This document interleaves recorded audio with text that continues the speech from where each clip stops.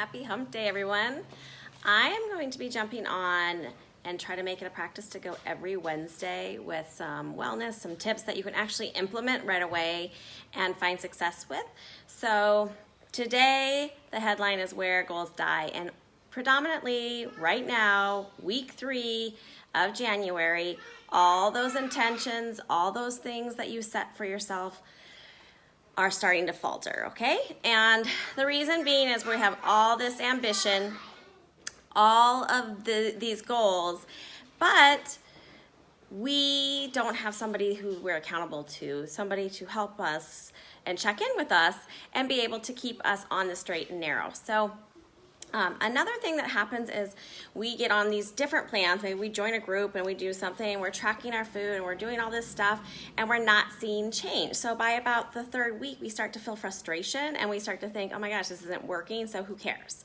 But I'm here to tell you there are some really great things you can do when you're tracking your food, especially if you're using MyFitnessPal, to find success. And if you're not finding success, these may be some of the 4 things that are wrong, okay? So listen up. The first one is when you're tracking, you're putting in generic entries. So in MyFitnessPal, if you're using that as a tracking system, it may say like small apple, medium apple. What exactly is a small apple to me might be not a small apple to you, okay? And so one of the best things that you can start doing if you're tracking your food and keeping track of things in MyFitnessPal is using a scale. Okay, just a sec. Honey, go ahead and turn on the TV. Her iPad just died, of course, right in the middle of my life. So you can get a scale to see the ounces of that apple. So does it fit into small apple, that's 4 ounces, or does it fit into medium apple, that's 6 ounces?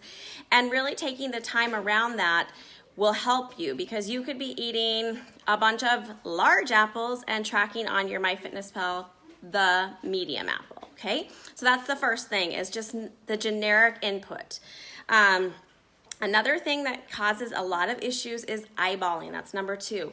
So if you are eyeballing your food and just throwing it in here and there and being, oh, I think this is a tablespoon, or I think this is a cup, 5 strawberries, that looks like about a cup, and you're not actually measuring, this can change a ton of the grams in your MyFitnessPal and your calories. So especially, like, one thing that I really think is like nut butters.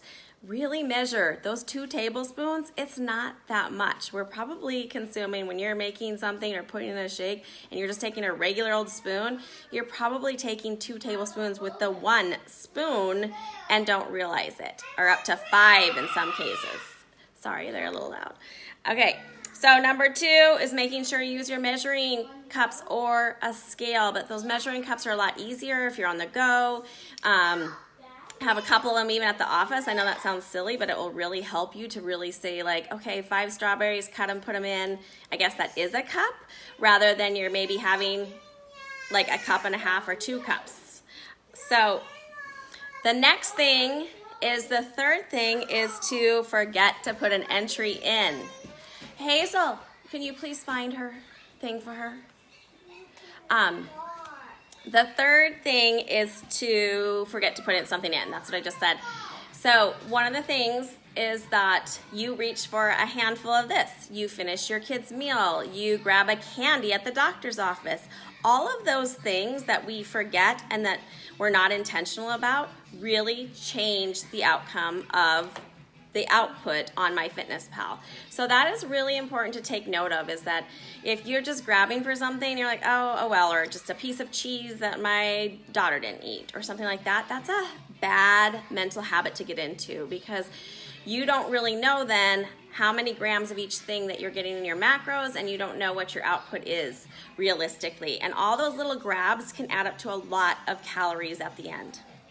The 4th thing that is a huge mistake that I see in MyFitnessPal and in macro planning is not planning ahead, pre-planning. So you're working from a place of reactiveness. Oh, I just ate this, punch, punch, punch. I just ate this, punch, punch, punch. And when you're doing that, then your totals don't add up. You've already eaten it. You can't backtrack. You can't take it out of your stomach. And so pre-planning takes very little time at night. It takes very little time to just punch in what you're actually eating.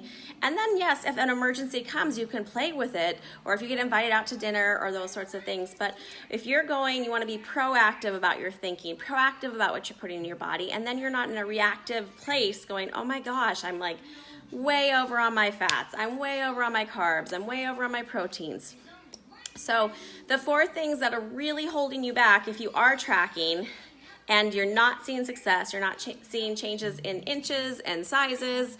We don't really work in my program in the Faster Way to Fat Loss on weight. We worry about those inches, we worry about how we feel, non-scale victories, and we worry about how we feel in our clothes, because that's more important than what the scale determines. But if you're not seeing these changes, these could be part of the problem and part of your frustration. And if you're in another program, the same thing. If you started tracking your food and trying to be really intentional about what you're putting in your body, if you are, 1, using generic entries, then you need to weigh your food, find ways to figure out exactly what the ounces of that food are. 2, if you're eyeballing and not using your measuring tools, you could be putting yourself way over what your goals are for consumption in the day. 3, if you are forgetting and grabbing some things, finishing off a bite here, a bite there, and not putting that, all those bites, all those little grabs really add up at the end of the day. And then 4, if you're not pre-planning and you're working from a reactive state instead of proactive state. So I just want to jump on Wednesdays, give you some tips that you can put into action like right away, that you can say, hey, I'm doing this, I can use this is going to change my direction, this is going to help me. And if you have any suggestions in the comments or things you want me to speak to on Wednesdays, please put them in the comments. You can message me. If you're not familiar with me, I'm a certified Faster Way to Fat Loss coach. I also am the founder of Shannon Joe Fitness, and I just really love to provide value around health, nutrition, wellness, and I run boot camps. So if you haven't been in one, the next one's gonna be in February, and so I'm so looking forward to that coming up. Otherwise, I hope that you have a fabulous Wednesday. Again, put in the comments if there's anything you want me to address, but I hope that you learned some things about tracking and some common mistakes today if you have begun tracking in any program you're in, because it really does make a difference at the end of the day. So have a fabulous Wednesday, and I will chat with you next week.